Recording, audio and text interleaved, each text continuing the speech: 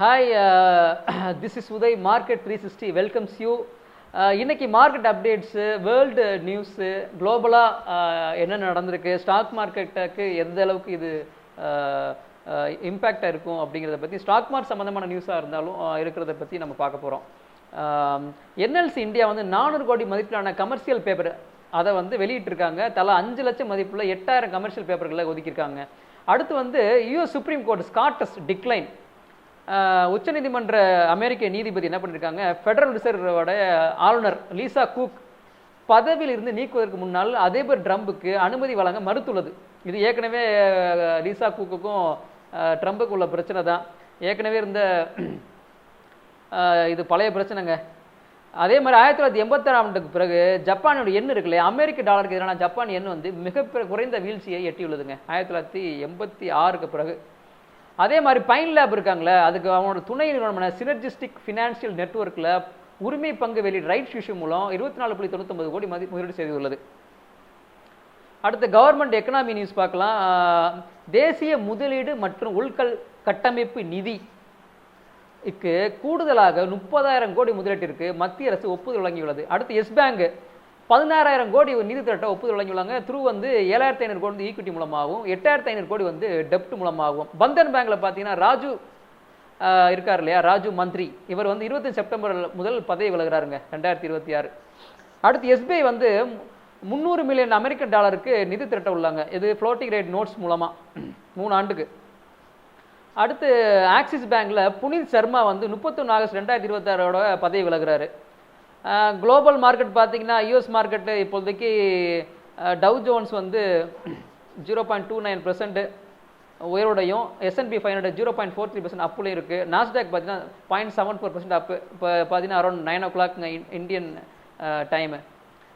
அதே மாதிரி ஜூலை 1 முதல் பெட்ரோல் மற்றும் டீசல் விற்பனை மீதான கட்டுப்பாடுகள் அரசு நீக்குவதாக இருக்கிறாங்க.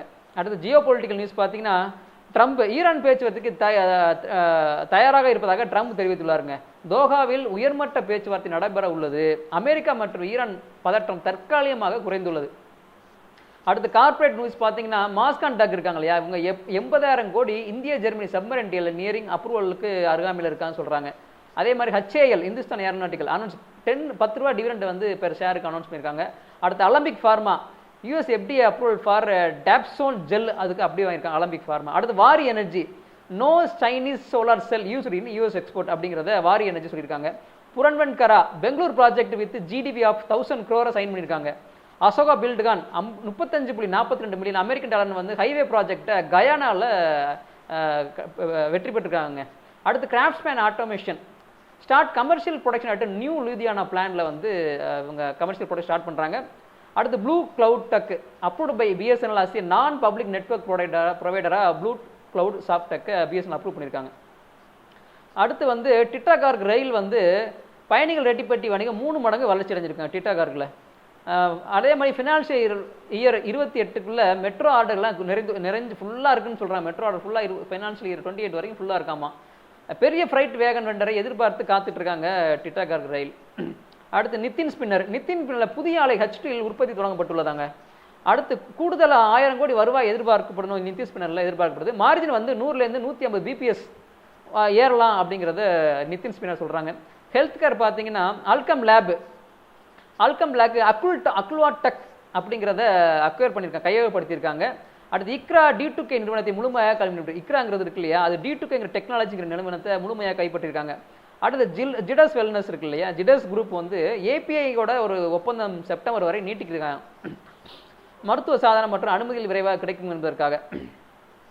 அடுத்து ஆட்டோ செக்டரில் பார்த்தீங்கன்னா TVS ஹோல்டிங் வந்து 5லேருந்து 7% growth வந்து 3 சக்கர வாகனத்தில் இருக்குன்னு சொல்லி எதிர்பார்க்கப்படும் சொல்கிறாங்க. அடுத்து EV பாலிசி அடுத்த ஆண்டு ஜனவரி முதல் டெல்லியில் புதிய 4 சக்கர வாகனங்கள் EV மட்டும் பதிவு செய்யப்படும். 2 சக்கர வாகன EV பதிவு 2028 ஏப்ரல் முதல் அமலுக்கு வரும். பார்த்துக்கோங்க, டெல்லி வந்து ஒன்லி இனிமேல் EV தான் வந்து ரிஜிஸ்ட்ரேஷன் நடக்கும்ட்டாங்க. அதே மாதிரி இந்திய ரூபாய் வந்து 94.35 US டாலருக்கு தான் இன்னைக்கு காலையில் ஓப்பன் ஆனிச்சு. அதே மாதிரி 10 ஆண்டு கவர்மெண்ட் பாண்ட் ஈல்டு இருக்கு இல்லையா, 6.7683% வந்து 10 இயர் கவர்மெண்ட் பாண்ட் ஈல்டு இருக்குது இந்தியாவோடது. அடுத்து இன்னொரு முக்கியமான அப்டேட் பார்த்தீங்கன்னா அம்பர் என்டர்பிரைஸ் இருக்காங்க இல்லையா, இவங்க ஜெர்மனியோட ஸ்குவீசர் எலக்ட்ரானிக்கோட பார்ட்னர் வச்சிருக்காங்க.